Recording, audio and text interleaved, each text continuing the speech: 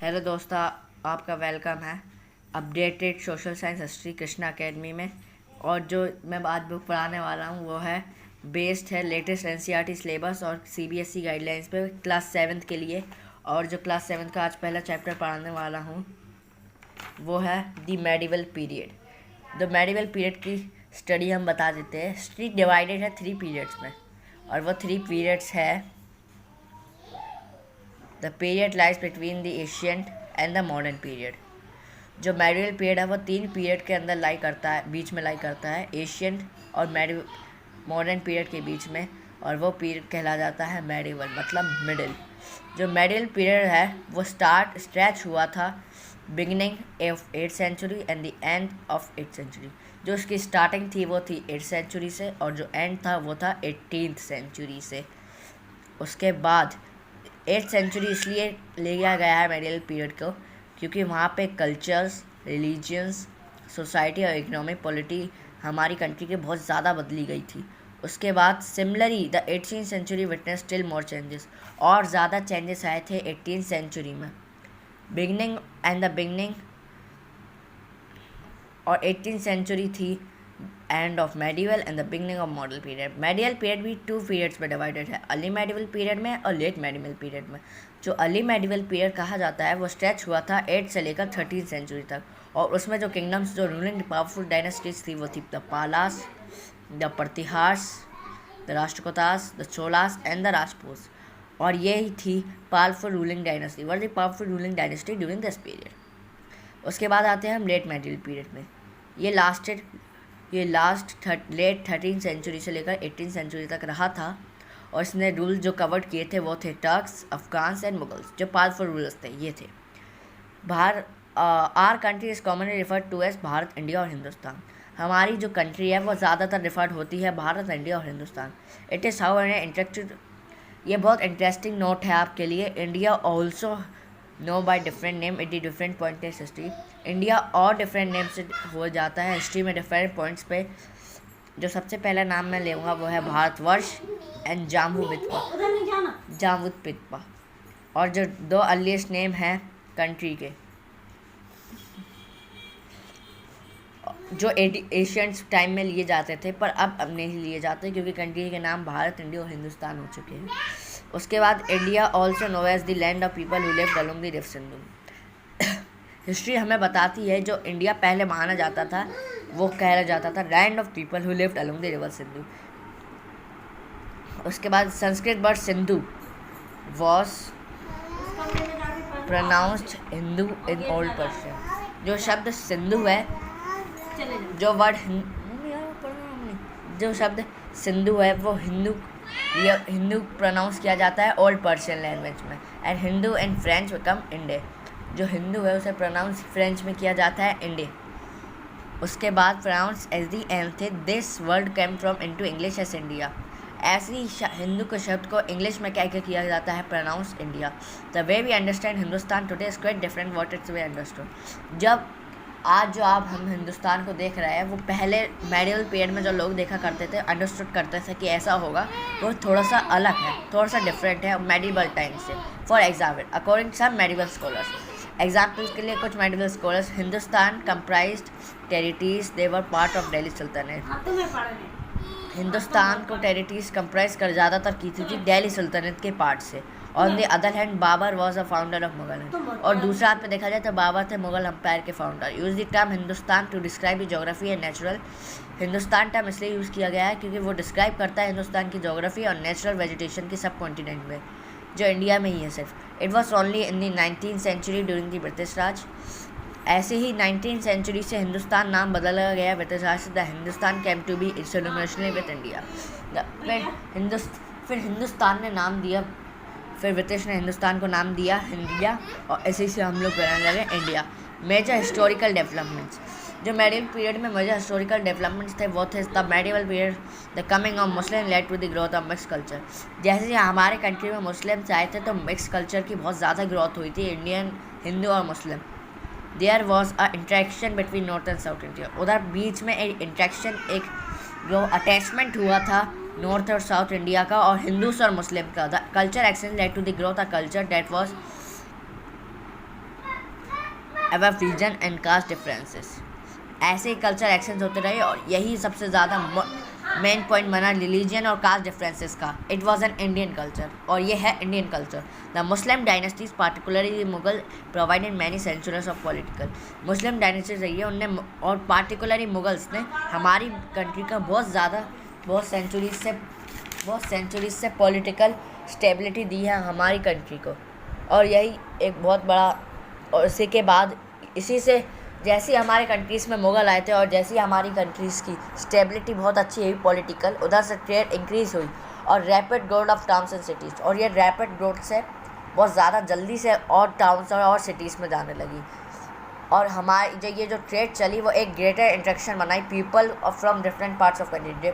दूसरे कंट्रीज़ के लोग हमारे आते थे ट्रेड करने. Indian borrow many things from the cultures of other country. India ने बहुत ज़्यादा और अलग अलग चीज़ें ली है ऑल ओवर कंट्रीज है ट्रेड के मामले में. उसके बाद हम आते हैं मेडिवल पीरियड के इस्लाम में. Islam spread in India during the medieval period. जब मेडिवल पीरियड चला उसमें स्प्रेड था और उसमें 2 मूवमेंट्स ज़्यादा फेमस हुए थे. आपके आने वाले चैप्टर में भी मैं आपको ये समझाऊंगा. और ये 2 मूवमेंट्स आपने पहले ही पढ़े होंगे, भक्ति और सूफी मूवमेंट्स. और जब ये मैसेज करते हैं और ये दोनों का एक ही मोटिव है, message to spread to the God devotion. ये डिवोशन है गॉड के लिए. उसके बाद और काइंडनेस एंड टुवर्ड्स और ह्यूमन बींग्स. और जो दया दिखानी और ह्यूमन, ये दोनों का मोटिव एक ही है. You will read more about this. आपको लेसन 9 में मैं और बताऊंगा ये दीज 2 मूवमेंट्स के बारे में. फिर आते हैं हम अगले मेडिवल पीरियड के सोर्सेज पे.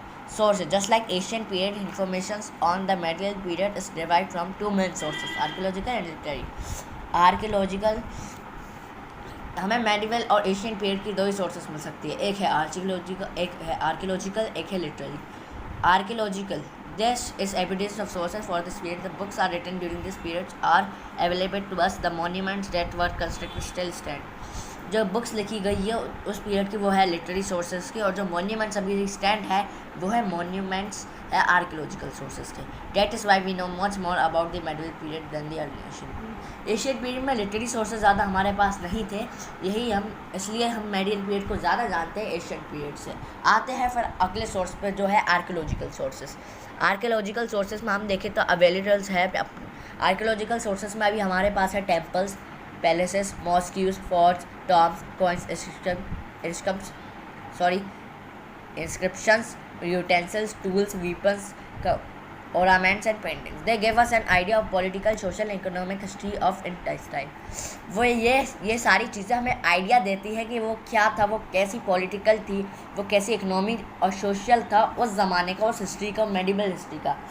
फिर बहुत सारा रूलर्स बाकी रूलर्स के बारे में बताती है. पार्टिकुलरली इन साउथ इंडिया, ज़्यादातर साउथ इंडिया में टेम्पल बिल्डिंग इंकरेज की गई है.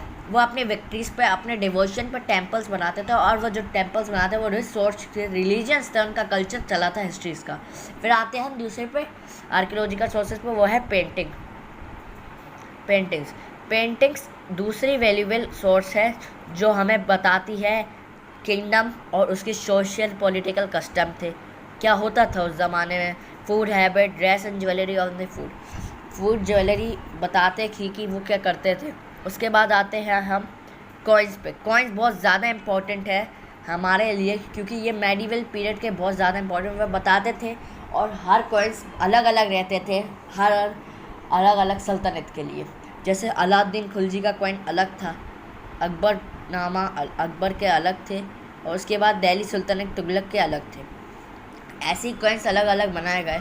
तुगलक ने मिंट कॉइन बनाया था, आपको पता हो तो. तुगलक और उसके हमें कॉइन्स आर वेरी इंपॉर्टेंट. और उसके बाद हमें ये डेट्स देते हैं पॉलिटिकल इवेंट्स की. और एक बुक ऑफ कॉइन्स बनी है, टाइटल है डाला पक्षी, एग्जामिनेशन ऑफ कॉइन. ये रिटन की गई है रीजन में. अलाउद्दीन खिलजी का जब रीजन चल रहा था ये बुक रिटन की गई थी. उसके बाद इट लिस्ट्स और coin minted during the reign of sultanate. मैंने आपको पहले ही बता दिया था कि कॉइन मिंटेड होते थे पहले और ये बहुत चीटेड करते थे, इसलिए तुगलक नामा में ज़्यादा हुए थे दिल्ली सुल्तानत के पीरियड में. उसके बाद आते हैं हम इंस्क्रिप्शन पे. South India record proclamation, gift and temples and recorded on copper plate. आपको नहीं पता हो तो इंस्क्रिप्शंस होता है जो डिज़ाइंस होते हैं ना टेम्पल्स में, जैसे आप देख रहे हैं इस फोटो में जो डिज़ाइन बने हैं उसे कहते हैं inscriptions.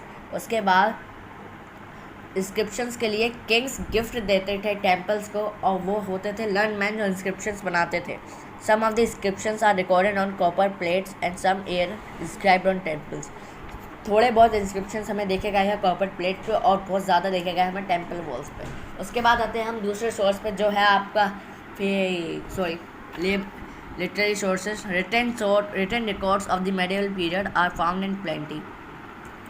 Written records medieval period के प्लेंटी में फाउंड किए गए हैं। उसके बाद paper was easily available on during this period. Paper बहुत ज़्यादा ईजिली अवेलेबल होता था ड्यूरिंग दिस उस पीरियड में। उसके बाद therefore most writing of this paper, और उस पीरियड में ज़्यादातर लोग राइटिंग ही करते थे। पीरियड ऑन पेपर पे ज़्यादातर राइटिंग करते थे। लिटरेरी सोर्सेज इंक्लूड करते हैं क्रॉनिकल्स ऑफ कोड में। जो लिटरेरी सोर्सेज इंक्लूड करते हैं वो है chronicles of court, historians, biographies, autobiography, फरमान्स एंड कॉरस्पॉन्डेंस। फरमान में आपको बता दूं जो किंग्स के लिए मैसेज लाए जाते थे उसे कहते थे हम फरमान्स। और ऑटोबायोग्राफीज जो एक ह्यूमन खुद लिखता है अपनी खुद लाइफ के बारे में उसे कहते हैं हम ऑटोबायोग्राफीज। और such as regarding justice and taxes, और किंग्स के बारे में बताते हैं, उनके कोर्ट रिकॉर्ड के बारे में बताते थे, उनमें जस्टिस क्या करते हैं, टैक्सेस क्या और ट्रेवलॉजिस। सबसे पहले हम आते हैं क्रॉनिकल्स पे। Chronicle is a record of rule of the kings in the life of court. Chronicle एक रिकॉर्ड होता है जिसके अंदर किंग्स और उसकी लाइफ लिखी जाती है वो कोर्ट में, जो क्या कोर्ट में वो व्यवहार कर रहा है। Most Kings has court chronicles who wrote in detail. बहुत ज़्यादातर किंग्स के पास कोर्ट क्रॉनिकल्स रहते हैं। क्रॉनिकल्स का मतलब वो होता है जो किंग्स के इवेंट के बारे में लिखते हैं जो कोर्ट में हो रहा है। बहुत ज़्यादातर किंग्स के पास कोर्ट क्रॉनिकल्स रहते थे। Who wrote in detail most about happen during the reign. ज़्यादातर डिटेल में रखते थे रीज़न हो क्या रहा है। Most of this writing in Persian and Turkish. ज़्यादातर क्रॉनिकल्स की राइटिंग टर्किश और पर्सियन में है। Some important chronicles of medieval period are as follows. जो इंपॉर्टेंट क्रॉनिकल्स मैं आपको बता दूँ, पहले राजा रतंगिनी by Kalhana and history of the kings of Kashmir. राजा रतंगिनी और Kalhana history of kings of Kashmir में है। उसके बाद है Tarikh Firoz Shahi by Ziauddin Barani which describe the history of sultan Delhi tell the reign of Firoz Shah. Ziauddin दरगाह ने लिखी है तारीख फिरोज शाही, वो फिर फिरोज शाह तुगलक तक के रीजन की है और दिल्ली सुल्तान तक की है। उसके बाद आते हैं हम तारीख Farishta by Farishta which is a record of history of Delhi sultan. Delhi सुल्तान के रिकॉर्ड के लिए एक लिटरेरी सोर्स है जब वह तारीख फरिश्ता, और जिसने लिखी है फरिश्ता वो टाइम्स ऑफ टर्क्स से लेकर 17th सेंचुरी, जब टर्क्स आए थे हिंदुस्तान में उससे लेकर 17th सेंचुरी तक लिखी गई है। उसके बाद आते हैं खेजुनल फतेह पे और तुगलक नामा पे। आमिर खुसराव ने ये दोनों लिटरेरी सोर्सेज लिखी है। उसमें जो खजनान फतेह है वो रीज़न के साथ है खिलजीज़ के रीज़न में, और जो आम तुगलक नामा है वो है तुगलक्स का रीज़न में। अब आते हैं हम ऑटोबायोग्राफीज एंड बायोग्राफीज पे। ये इम्पॉर्टेंट है, ये आपको और बताएगा। उसके बाद आते हैं among the autobiographies the most important is, जो ऑटोबायोग्राफी सबसे इम्पॉर्टेंट है वो मैं आपको बताता हूँ। पहले है फतेह फिरोज शाही बाय फिरोज शाह तुगलक। फिरोज शाह ने अपनी खुद की ऑटोबायोग्राफी लिखी है, वो है फिरोज शाह तुगलक की फतेह शाही। बाबरनामा ने बाबर ने खुद लिखी है, वो है बाबरनामा। तुज़की जहांगीर ने खुद ही लिखी है, वो है एम्पायर जहांगीर की। Some important biographies of medieval period are as follow. Prithviraj Raso की बायोग्राफी लिखी थी चंद बरदाई ने, describe the life and adventures of Chauhan ruler. जो चौहान रूलर था पूरा उनकी लाइफ और एडवेंचर के बारे में बताते थे, क्या क्या एडवेंचर हुए थे, क्या क्या लाइफ में क्या क्या वॉर हुए थे उनके साथ। पृथ्वीराज चौहान के बारे में भी बताएंगे आपको इसमें। फिर आते हैं हुमायूं नामा पे जो लिखी थी गुलबदन बेगम ने। ये आपको बहुत ज़्यादा इन्फॉर्मेशन देगा हुमायूं की रीजन में, उनकी किंगडम में क्या क्या होता था, उनकी आर्मी कैसी थी, पॉलिटिकल और सोशल क्या करता था उसमें। अकबर नामा में लिखी थी अकबर फैजल ने। ये हमें बताता है रीज़न, इन्फॉर्मेशन ज़्यादातर रीज़न देता है क्या पॉलिटिकल, क्या नेचर, क्या इकोनॉमी थी अकबर के रीजन में और क्या किंगडम चलते थे। फिर आते हैं हम आखिरी और चैप्टर के आखिरी टॉपिक पे, वो है travelogues. Many foreign travellers visited India during the medieval period. बहुत ज़्यादातर फॉरेन ट्रेवलर्स इंडिया को विजिट कर चुके हैं मेडिवल पीरियड के। Their travelogues gave us lot information about the places they visited. Travelogues हमें बहुत ज़्यादा इन्फॉर्मेशन देते हैं उन कंट्रियों की, उन प्लेसेस की जो वो विजिट की है विजिट की है इंडिया में, और पीपल दे मेट, और जो पीपल उनके साथ मिले हैं मिल चुके हैं उनसे, सॉरी, जो वेल नोन विजिटर्स है जो रोड ट्रेवलॉजिस्ट लिखी है वो बताते था। Al Biruni who came from central, Al Biruni थे वो आए थे इंडिया विजिट करने सेंट्रल एशिया से। इब्न बटूता हु रोट लिहा ट्रेवल्स इंडिया के रिहाला temple give us lot information about the geography of India की। इब्न बटूता ने लिखी थी रिहाला ट्रेवल्स जो हमें ज़्यादातर इन्फॉर्मेशन देता है, जबकि ज्योग्राफी ऑफ इंडिया की राइट। उसके बाद आते हैं हम अब्दुल रज़ाक पे, जो सेंड किए गए थे रूलर ऑफ पर्शिया। पर्शिया के रूलर ने भेजा था अब्दुल रज़ाक को किंगडम ऑफ विजयनगर के बारे में देखने के लिए, उनके बारे में लिखने के लिए। उसके बाद आते हैं travel also come from Europe. Europe से भी बहुत ज़्यादा ट्रैवल आए थे, वो थे मार्को पोलो और Niccolo Conti and Niccolo Manucci came from Italy. Marco Polo आए थे यूरोप से, Niccolo Conti and Niccolo Manucci आए थे इटली से, डोटे ब्रबोसा एंड डोमिनो पीस आए थे पोर्टुगल से, Ralph Fitch, William Hawkins and sir Thomas Roe आए थे इंग्लैंड से, और बैरियर एंड क्रेमनर आए थे फ्रांस से। Their writings letters are very valuable source. उनके जो राइटिंग लेटर्स थे बहुत ज़्यादा वैल्यूएबल सोर्स है हम मेडिवल पीरियड के और हमारे लिए for reconstructing the history the history of medieval period. बहुत ज़्यादातर important reconstructing history medieval period की है, और वही वैल्यूएबल सोर्सेस से हमें और पता चला है इनके बारे में। Thank you. चैनल को सब्सक्राइब कीजिए, इस वीडियो को लाइक कीजिए और कमेंट कीजिए आपको ये वीडियो कैसे लगी। Thank you. और मैं अब कल आऊँगा और आपको अगले चैप्टर समझाऊँगा साइंस में। Thank you.